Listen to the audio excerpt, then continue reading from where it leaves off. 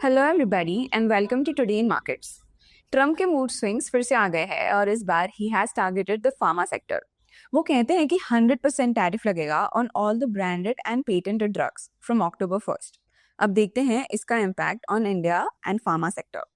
और दूसरी स्टोरी में देखेंगे कि एक बड़ी खबर आई है कि Reliance consumer products and Coca Cola के बॉटलर्स ने मिलकर 65,000 करोड़ से ज्यादा का इन्वेस्टमेंट अनाउंस किया है। और ये तो सिर्फ एक शुरुआत थी।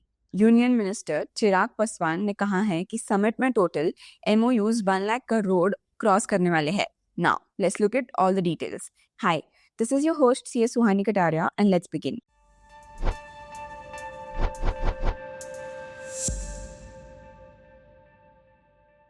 कल रात को ट्रंप ने अपने ट्रूथ सोशल हैंडल पर एक धमाका कर दिया। उन्होंने अनाउंस किया कि अब से ब्रांडेड और पेटेंटेड फार्मास्यूटिकल ड्रग्स पर 100% टैरिफ लगेगा, और वो भी 1 अक्टूबर से।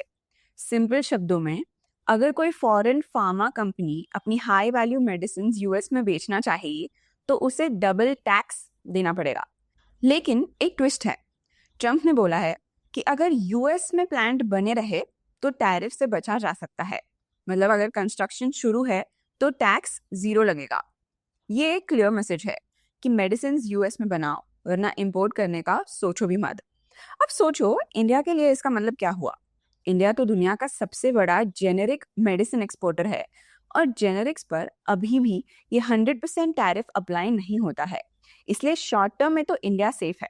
और फैक्ट भी है कि इंडिया US को लगभग $10 बिलियन की मेडिसिन एक्सपोर्ट करता है, जो हमारे फार्मा एक्सपोर्ट्स का 35% है। पर स्टॉक मार्केट सेंटिमेंट को लॉजिक समझाना थोड़ा मुश्किल होता है। अनाउंसमेंट आते ही Nifty pharma index almost 2 to 3% गिर गया है। सन फार्मा 5% तक नीचे आ गया।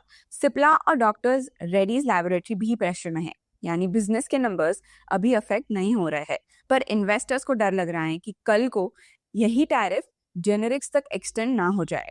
और ये डर कुछ गलत भी नहीं है, क्योंकि अगर ट्रंप ने अपना सर्कल वाइडन कर दिया तो सबसे बड़ा झटका इंडिया को ही लगेगा। सोचो, डॉक्टर रेडीज का 47% रेवेन्यू US से आता है, सन फार्मा के 37% US का है, और स्पेशलिटी ड्रग्स जैसे इलुमिया जो मोस्टली इंडिया में बनते हैं बट उन पर रिस्क बन सकता है। सिप्ला थोड़ा बेटर पोजीशन में है क्योंकि उसके पास ऑलरेडी US प्लांट्स है जो 25 to 35% एक्सपोर्ट्स कवर करता है। लेकिन जाइडस, ऑरोबिंदो और लुपिन जैसे प्लेयर्स के लिए रिस्क बहुत हाई है अगर कल को जेनेरिक्स भी टारगेट हुए तो। और आज के दूसरे न्यूज में सोचो, एक स्टेज बनी है दिल्ली में वर्ल्ड फूड इंडिया समिट के नाम से। सितंबर एंड को यहाँ एक बड़ी खबर आई। रिलायंस कंज्यूमर प्रोडक्ट्स लिमिटेड और कोको कोला के बॉटलर्स ने मिलकर 65,000 करोड़ से ज्यादा का इन्वेस्टमेंट अनाउंस किया है। और ये तो सिर्फ शुरुआत है। यूनियन मिनिस्टर चिराग पासवान ने कहा है कि समिट में टोटल MOUs 1 लाख करोड़ के क्रॉस होने वाले हैं। सबसे बड़ा कमिटमेंट आया रिलायंस कंज्यूमर प्रोडक्ट्स का। रिलायंस इंडस्ट्रीज का ये FMCG आर्म है जो सिर्फ 3 साल में 11,000 करोड़ का रेवेन्यू क्रॉस कर चुकी है, और अब अगला दाव भी खेल रही है। RCPL ने अनाउंस किया है कि 40,000 करोड़ का इन्वेस्टमेंट है। यह पैसा लगाकर इंटीग्रेटेड फूड मैन्युफैक्चरिंग यूनिट्स बनाने में हेल्प करेगा। पहले 2 बड़े फूड पार्क सेट होंगे, एक कटोल नागपुर में और दूसरा कुरमाल जो आंध्र प्रदेश में है। और ये सिंपल फैक्ट्रीज नहीं होगी, ये होंगी AI एनेबल्ड फूड पार्क्स जहां ऑटोमेशन, रोबोटिक्स और सस्टेनेबल टेक्नोलॉजीज का यूज होगा।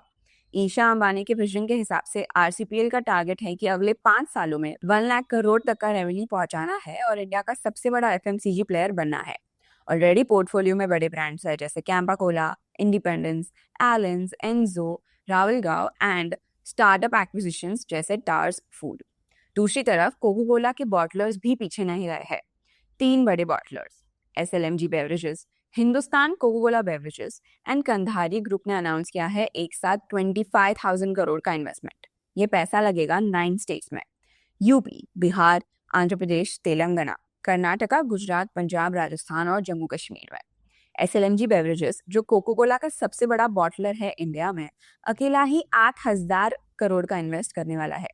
प्रोजेक्ट्स में दोनों टाइप के काम होंगे, ग्रीन फील्ड मतलब नए प्लांट्स एंड ब्राउन फील्ड मतलब एग्जिस्टिंग यूनिट्स को एक्सपैंड करना एंड मॉडर्नाइज करना। वर्क स्टार्ट होगा अभी से और 2030 तक कंप्लीशन का टारगेट है। मिनिस्ट्री ऑफ फूड प्रोसेसिंग ने भी प्रॉमिस किया है कि सभी रेगुलेटरी अप्रूवल्स फास्ट ट्रैक किए जाएंगे। अब बात करते हैं इम्पैक्ट की। सिर्फ कोको कोला के प्रोजेक्ट्स से ही 30,000 डायरेक्ट जॉब्स और लगभग 3 लाख इनडायरेक्ट जॉब्स बनेंगे। आरसीपीएल के फूड पार्क्स भी हजारों लोगों को रोजगार देंगे और साथ ही लोकल फार्मिंग और सप्लाई चेन को बूस्ट करेगा। ये इन्वेस्टमेंट सिर्फ फैक्ट्रीज नहीं बल्कि फार्म टू फोक इकोसिस्टम्स को भी ट्रांसफॉर्म करेंगे। स्ट्रेटेजिकली सोचो, रिलायंस के लिए ये एक बोल्ड एफएमसीजी प्ले है जहां वो एचयूएल, नेस्ले एंड आईटीसी जैसे जायंट्स को चैलेंज करेगा। और कोको कोला के लिए ये एक क्लियर सिग्नल है कि इंडिया उनके लिए सिर्फ कंजम्पशन मार्केट नहीं है बल्कि एक मैन्युफैक्चरिंग और एक्सपोर्ट हब बन रहा है। और इंडिया के लिए ये इन्वेस्टमेंट्स डायरेक्टली अलाइन करती है make in India and Atmanirbhar vision के साथ। All in all, Reliance and Coca Cola ने मिलकर एक नई कहानी शुरू की है जहां इंडिया का फूड प्रोसेसिंग सेक्टर 65,000 करोड़ की बैकिंग के साथ ग्लोबल स्टेज पे और भी स्ट्रांग होगा। अब चाहे वो फार्मर हो, फैक्ट्री वर्कर हो या कंज्यूमर, हर लेवल पर इसका असर देखने को मिलेगा। अब चलते हैं न्यूज फ्लैश सेक्शन की ओर, जहां पे हम देख सकते हैं that Jio BlackRock aspects Indian market stability from March, launches new flexi cap fund. Rishi Kohli, who is the Chief Investment Officer of Jio BlackRock Mutual Fund, predicts the Indian equity markets will enter a stable upward trajectory from next year onwards, despite ongoing volatility expected over the next couple of quarters due to US tariff tensions. The fund house, a 50-50 joint venture between Jio Financial Services and BlackRock, has launched the Jio BlackRock Flexi Cap Fund benchmark against the NSE 500 index. The fund utilizes BlackRock's systematic active equities approach, combining big data, analytics, and human oversight over portfolio construction. The fund is offered at a total expense of 0.5% and focus primarily on large cap stocks. The new fund remains open until October 7. उसके बाद चलते हैं insights tab पे और देखते हैं आज का heat map, where it is all red today. आज बहुत ही ज़्यादा Nifty has almost fallen by 0.95%, मतलब 1% से डाउन है Nifty. Let's look at the top gainers and losers. First, let's look at the top gainers क्योंकि ज़्यादा नहीं है। Only Larsen and Toubro is up by 2.34%. ITC is up by 1.25%. Tata Motors is up by 1.29%. And Eicher Motors is up by 0.89%. Let's look at the top losers जहाँ पे Eternal is down by 3.39%. Asian Paints is down by 2.25%. Wipro is down by 2.58%. Tata Steel is down by 2.89%. Tech Mahindra is down by 2.53%. Sun Pharmaceuticals is down by 2.5%. Mahindra & Mahindra is down by 3.78%. Bajaj Finance is down by 2.73%. So these have been the top losers for today. अगर FIDI data की बात करते हैं तो as of 25th September 2025, FI ने massive selling की of 4,995 crores, whereas DI ने buying की of 5,103 crores.